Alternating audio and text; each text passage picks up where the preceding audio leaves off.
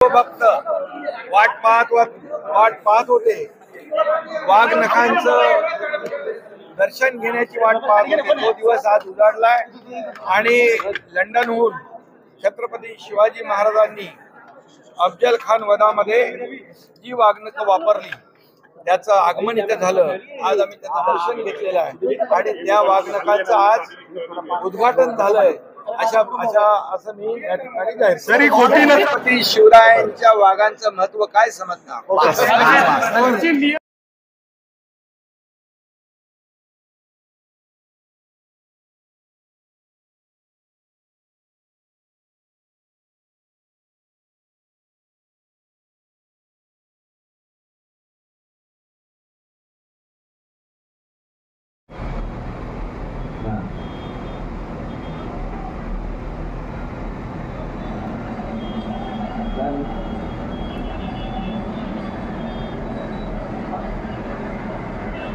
पाणी बनतंय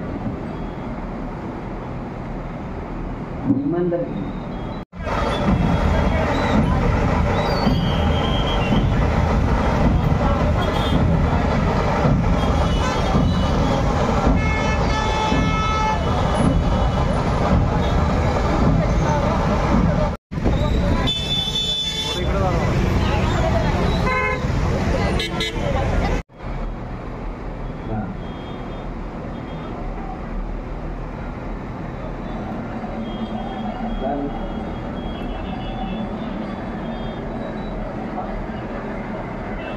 पाणी बनतंय इमानदारी.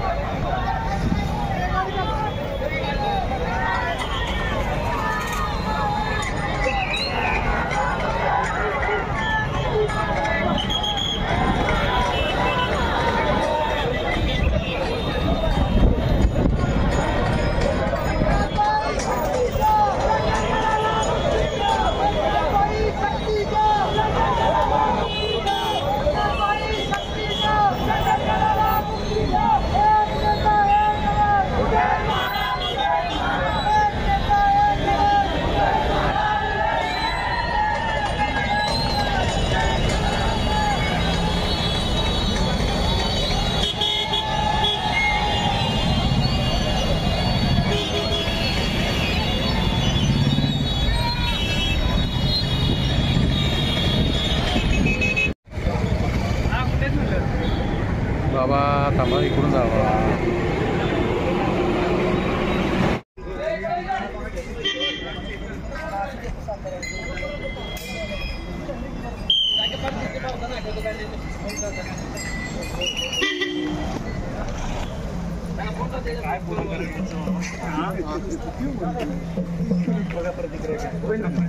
हो साहेब नमस्कार. नमस्कार. काय म्हणताय? बस प्रसाद बोलू नका शिवाय. थँक्यू. चला नीटच हाताळा.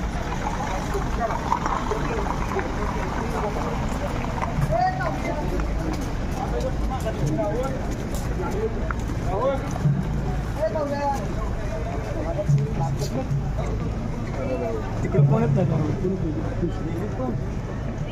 पुणे हे महाराष्ट्रातील शिवभक्तांसाठी एक पर्वणीच आहे. या कार्यक्रमासाठी उपस्थित असणाऱ्या सर्व मान्यवरांचं मनपूर्वक स्वागत करून सर्वांना नम्र विनंती करतो की राज्यगीताच्या सन्मानार्थ आपण सगळ्यांनी उभा.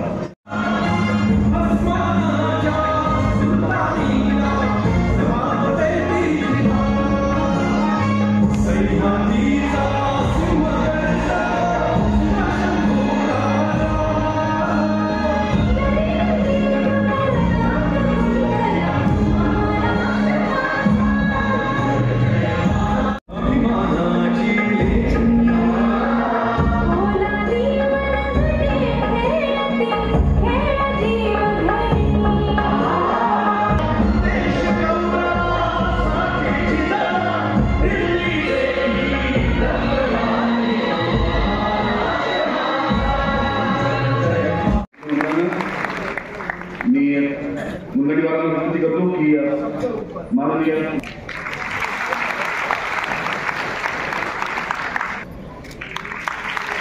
माननीय उपमुख्यमंत्री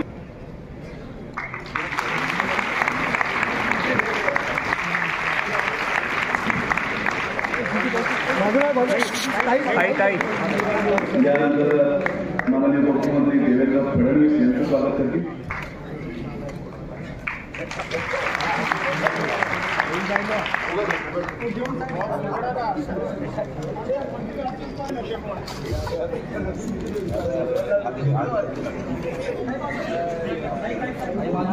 हळूहळू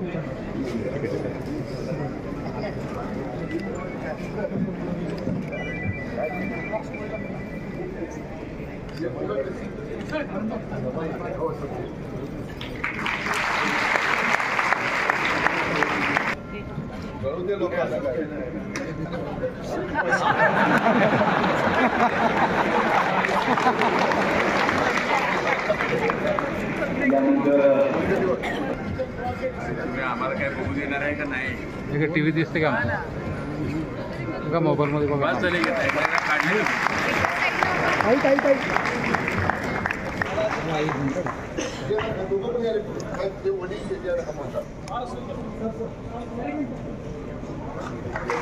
समोर समोर सर, समोर प्लीज सर, समोर सर.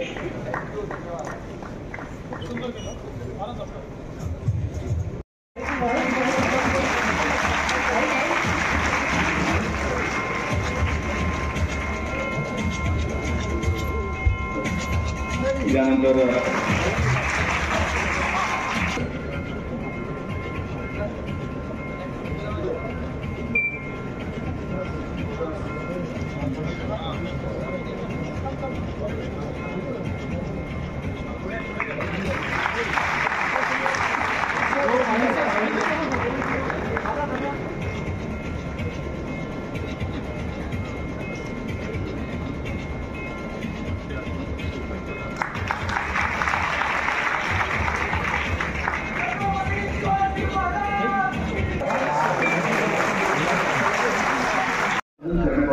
संदेशही दिला गेला. आता संपन्न झालेला शस्त्र प्रदर्शन उद्घाटन कार्यक्रम, आता संपन्न होणारा विशेष टपाल तिकीट अनावरण कार्यक्रम, यामागील शासनाची भूमिका याबाबत प्रास्ताविक करण्यासाठी मी माननीय मुख्यमंत्र्यांचे प्रधान सचिव महाराजांच्या संदर्भात 350 वर्षात पदार्पण करत असताना अनेक संपूर्ण कार्यक्रम वेगवेगळे कार्यक्रम राबवले जातात आणि खऱ्या अर्थाने या संपूर्ण या सरकारचं मी मनापासून अभिनंदन करतो. आमच्या संपूर्ण राजघराण्याच्या वतीने आणि संपूर्ण तमाम सातारकर आणि शाहूनगरीतल्या लोकांच्या पेक्षा संपूर्ण महाराष्ट्राच्या वतीने त्यांचं अभिनंदन करतो की आज आपण एवढं चांगलं हा कार्यक्रम आणि वाघनकं आपण या ठिकाणी आणले. ह्या ठिकाणी आणल्यानंतर केवळ त्या वाघनकांकडं वाघनक म्हणून बघू नका. ह्या वाघनकांनी ज्यांनी स्वतःचं म्हणजे छत्रपती शिवाजी महाराजांचं ज्यावेळेस स्वतःचा जीव धोक्यात घातला, त्यांनी जीवाची पर्वा न करता, कारण की औरंगजेबच्या समोर तर त्यांच्या समोर त्यांचं फारसं काय म्हणजे त्यांची उंची पण तेवढी नव्हती, पण त्यावेळेस त्यांनी स्वतःचा जीव धोक्यात घालून संपूर्ण फक्त एकच त्यांच्या समोर एक विचार होता की लोकांचं भलं व्हावं, माझा जीव गेला तरी चालेल. आणि त्यामुळे अशा एका व्यक्तीच्या बाबतीत जेव्हा वाघनखं इथे आणले जातात त्याचं पूजन करण्याच्या ऐवजी वादविवाद कृपया करून कोणी निर्माण करू नये. आवर्जून या ठिकाणी मला या संबंधित लोकांना सांगावं असं वाटतं. आणि आज या ठिकाणी आज हे संपूर्ण मान्यवर या ठिकाणी आल्याबद्दल सगळ्यांचं मनापासून स्वागत करतो पुन्हा एकदा आणि त्यांचे मनापासून आभार मानतो. जय हिंद, जय महाराष्ट्र. म्हणजे की संपूर्ण महाराष्ट्रातल्या छत्रपती शिवाजी महाराजांवर निष्ठा प्रेम असणाऱ्या किंवा त्यांची पूजा सगळ्यांना आनंद आहे. हा महाराष्ट्रातल्या तमाम मराठी माणसांना आनंद आहे. या छत्रपतींच्या शौर्याचं प्रतीक जे वाघनख ओळखलं जायचं, अफजलखानाचा वध हा एक शौर्याचा, धाडसाचा आणि छत्रपती शिवाजी महाराजांच्या मुत्सद्देगिरीचा एक म्हणजे काय म्हणायचं क्षण म्हणून ओळखलं जातं. ती वाघनखं साताऱ्यात येत आहेत, महाराष्ट्रात आली आणि त्याचा नक्कीच आम्हाला अभिमान आहे. आम्हाला सातारकरांना त्याचा अभिमान आहे, आनंद आहे आणि हा एक प्रेरणादायी भाग्याचा दिवस आहे असं माझं तर विचार आहे. बाबा आपण हे त्यांनी हे केलं 7 महिने ही वागणं इथं राहणार आहे आणि 7 महिन्याच्या याच्यामध्ये ऑनलाईन किंवा तिकीट घेऊन तिथं वागणं बघायला आपण जाऊ शकतो. त्यामुळं म्हणजे त्यांनी आता फक्त काय केलंय की सगळं वेळ कॅल्क्युलेट करून, कारण नुसतं तिथं बाकीच्या गोष्टी वेळ कॅल्क्युलेट करून दिवसाला त्यांनी एक मर्यादा ठेवली किंवा एवढी लोक एका दिवसामध्ये व्हिजिट करू शकतात. त्या मर्यादेमध्ये ॲडव्हान्स बुकिंग करून आणि मुलांना वेगळी ठेवली. विद्यार्थी जे आहेत शाळांना जे यायचंय त्यांना वेगळी वेळ जी आहे ती प्रशासन ठेवली. त्यावेळेस शाळेच्या यांनी येऊन जावं, त्यांना फार काही मुलांना थांबून राहावं. आज आता अनावरण होतंय. आता शेवटी या गोष्टींचे जे काही करार झाले म्हणजे त्या म्युझियमचे महाराष्ट्र सरकार जे काही गोष्टी त्या कराराप्रमाणे आपण जे असेल ते कराराचं पालन केलं पाहिजे. शेवटी त्या वाघनखांचं पावित्र्य, त्या वाघनखांचं जे काही म्हणजे काय म्हणायचं देखरेख करणं, त्या गोष्टी महत्वाच्या आहेत. ती काही अशी काही साधी कुठली तरी वस्तू नाही आहे जी आली आहे आणि कशी पण ती वागवत कुठनंही घेऊन या. शेवटी त्याचं त्या सगळ्या गोष्टी ज्या आहेत त्या टिकल्या पाहिजेत. त्या पुढं पण आपल्या इथनं समजा 7 महिन्यानंतर साताऱ्यातनं इतर शहरात गेल्या तर त्याचं जे काही म्हणजे काय म्हणायचं तिकडं खराब होऊ नये, त्याला काही हे होऊ नये, ह्या गोष्टी पाळल्या घेतात. मागचं कारण आहे आज आता एवढा मोठा कार्यक्रम होतोय, आज संपूर्ण देशातल्या लोकांसाठी ते खुलं होणार आहे. मागच्या दाराने आणायचा विषय नाही. कराराप्रमाणे जे काय ठरलं त्याप्रमाणे ते आणलंय आणि त्याचा म्युझियमचा क्युरेटर पण त्याच्यापुढे त्यामुळे मागच्या दाराला नाही. आता ज्यांना हे करता आलं नाही, ज्यांना एवढ्या वर्षाच्या ह्याच्यामध्ये किंवा करण्याची इच्छाच नव्हती, माझं तर म्हणणं आहे हे काँग्रेस आणि काँग्रेसच्या विचाराच्या लोकांची कधी इच्छाच नव्हती. तर यापूर्वी सुद्धा ही वागणूक भारतात येऊ शकत होती, कुणी प्रयत्नच केला नाही. आज नरेंद्र मोदींच्या याच्या सरकारच्या माध्यमातून हा प्रयत्न झाला. एकनाथ शिंदेसाहेब असतील, आमचे नेते देवेंद्रजी असतील, अजितदादा असतील, या सुधीर भाऊंनी खरं म्हणजे मुनगंटीवारांनी ही सगळी हे केली. ह्या याच्यात झालं आता ही वागणूक या काळात किंवा या सरकारच्या काळात इथं आली. काही लोकांना राजकीयदृष्ट्या बघवत नाही, त्यांचं काय म्हणतं पोटसूळ उठलं नाही, काही बोलतील, इकडे लक्ष द्यायची गरज नाही असं मला वाटतं.